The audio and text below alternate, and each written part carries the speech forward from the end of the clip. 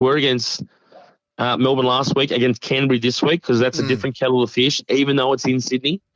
That's a different fight in a different arena. But that was Melbourne at its best, playing their best football, and the Dragons beat them.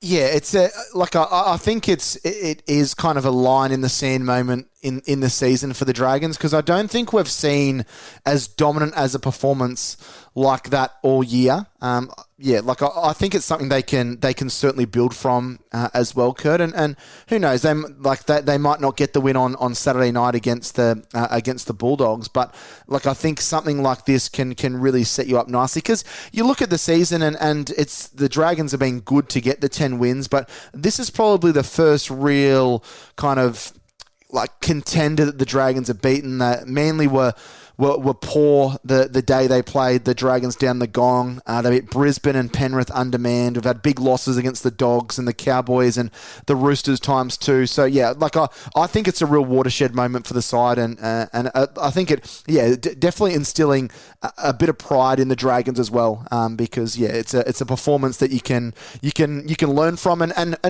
don't know what the players were believing coming into that game. I don't know what their thought process is afterwards, but that has got to give you a lot of belief to beat the minor premiers, or the side that's currently coming first, down in Melbourne, with representative players there. That's got to be a huge boost for a lot of those players moving forward, especially some of the younger players that might kind of second guess themselves. I thought the whole side was good. I thought that one of the highlights for me was that clutch play from Kyle Flanagan at the end, hitting the arm of Harry Grant with the Storm attacking, desperately trying to steal the game at the death. And I think that just shows the high IQ of a player like Kyle Flanagan, that I think gets a little bit of undeserved stick. And I think he's had a wonderful year for the Dragons, and he's just a real competitor. But yeah, I just want to reiterate that point that I think everyone has did their job, and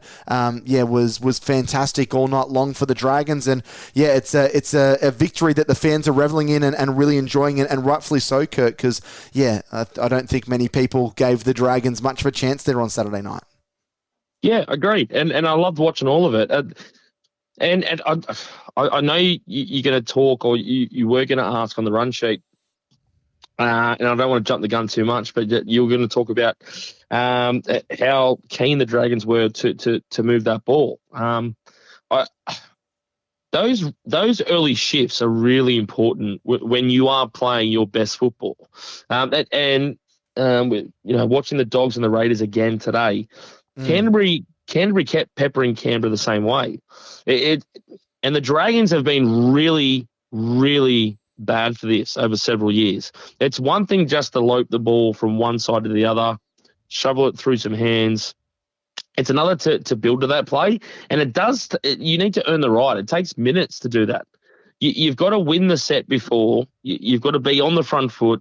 You've got to win the first couple of tackles on that current set, and then go bang. And it's the change in tempo. It's the intensity that shocks the line. But if you do it right, you can do it, and then you go again, and you go again, and you go again. I thought the Dragons were surprising to some. They looked very good in parts, like I said, against Penrith.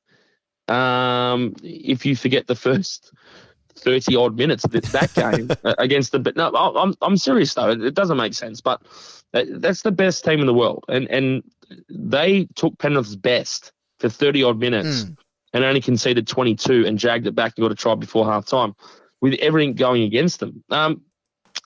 They rolled that into that Melbourne game. So I think what you saw against Melbourne on Saturday night, that's what the Dragons were trying to do against Penrith the week before. They never got the chance. If you look back on the last few weeks, you can almost see where the coaching staff and the team have kind of glued and puzzled this whole thing together. And I think that I'm not going to say they're going to go a run and not drop a game for the rest of the year, because I think the most dangerous game for the Dragons before finals is this week. And then if they get it wrong, they reset, and I still think they make the finals. But I think they've found the nucleus or the formula of what they need to do week to week. And I think they look very comfortable in their own skins last week against Penrith, despite the early onslaught and then kind of running out of gas, and Penrith, put on a couple of jumbo points at the end. But there is a momentum there, win or loss, in what they're doing now, despite the fact that on paper, in 20 years, if you look back on these games, you see win-loss, win-loss. You only look at the scores. But right now, I'm seeing a team that is building into their wins and finding something out of their losses that spins them back into the next week. So this could be anything this week. I have no idea what to say about the Bulldogs preview, which we're about to talk about, because they were so good in Melbourne with the Hoodoo against the minor premiers. I can't see them dropping off the cliff completely, but if they're not quite up to where they've been the last 2 weeks, including Penrith, then I think Canterbury can burn